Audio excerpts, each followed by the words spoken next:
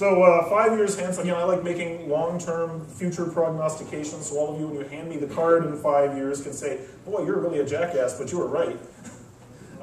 So, 5 years from now, Facebook sees itself as a public utility for sourcing audience, essentially, and for connected graphs, and that's what they're going to do a good job of being.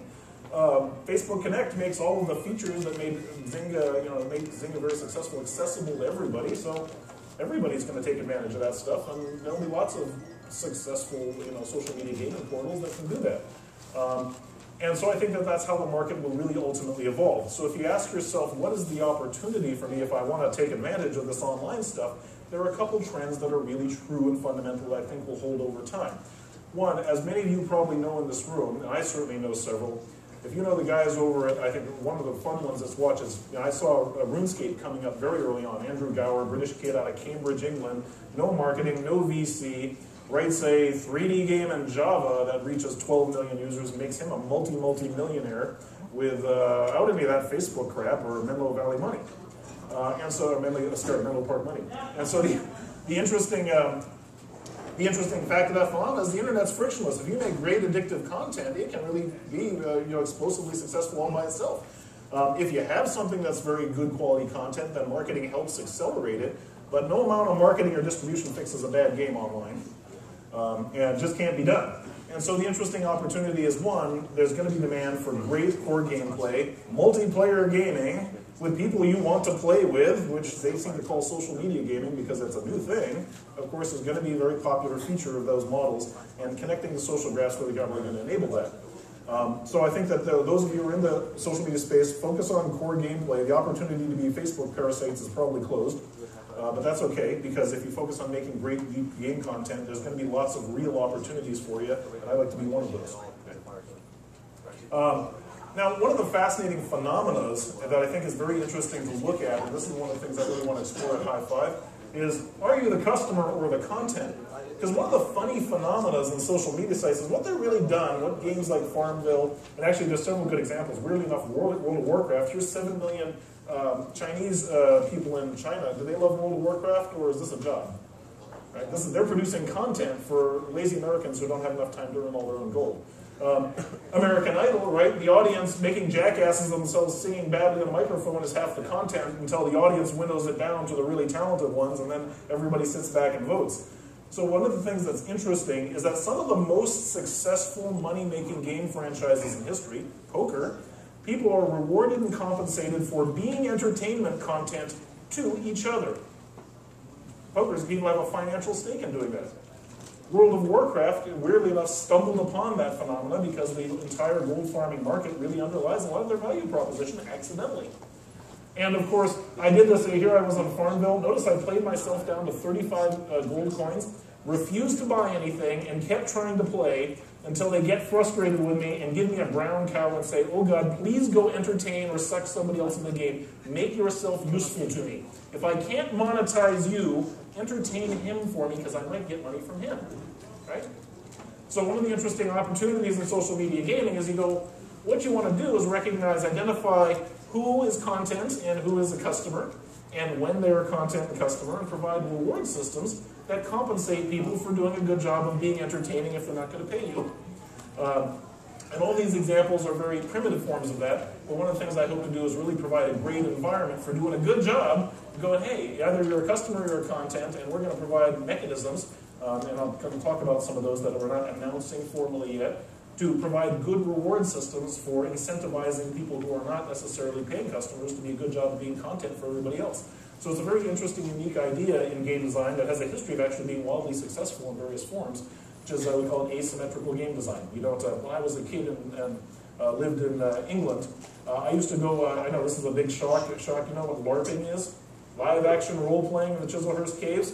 So if you were a kid and didn't have the money, and you wanted to earn the right to play, you could go monster for a while. So you had to go put on the mask and be the monsters getting you that shit beat out. Oh, sorry, I mean the crap beat out of you. No, sorry, that's what I really mean. Tar beat out of you with rubber weapons long enough to earn credits to be allowed to play and level up your own character. And so that was a very good way of earning your stripes if you didn't have the money to pay for going LARPing. And the funny thing is, I think that one of the things we're discovering online is that there's a business model that rewards people, both in terms with gameplay, with status, with celebrity, and maybe even with cash for being good content for each other. And I think that's one of the really interesting phenomena going on in social gaming that is new and unique, not the spamming Facebook for audience trick, which is short-lived. So, becoming a social entertainment venue. Well, so what does that mean? The funny thing is they say it on social media sites, come post on your wall. Well, a wall is not an exciting place. It's passive, it just happens to have notifications like I lost my cat stuck on it. It's not something you have much of an interaction or relationship with.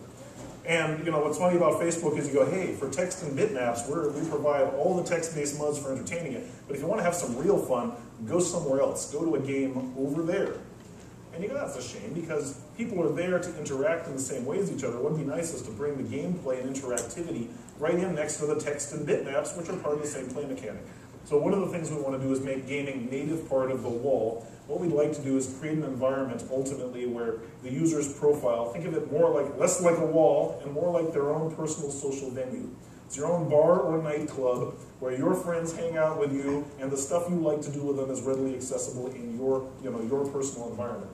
And so that idea is one of the ones we're looking at figuring out how to define well in what is otherwise a text and bitmap based wall. You don't want me to make the tease. That's okay. No. The other funny, yes, no, you're good. That's fine. No, you blew the point. It's not funny anymore. Let's get to the slide. It's okay. Games and interactive media will be native media high five. So we're doing a couple things. One, I've been running developer programs for years, and I was real successful at talking you guys all into adopting that crazy DirectX stuff.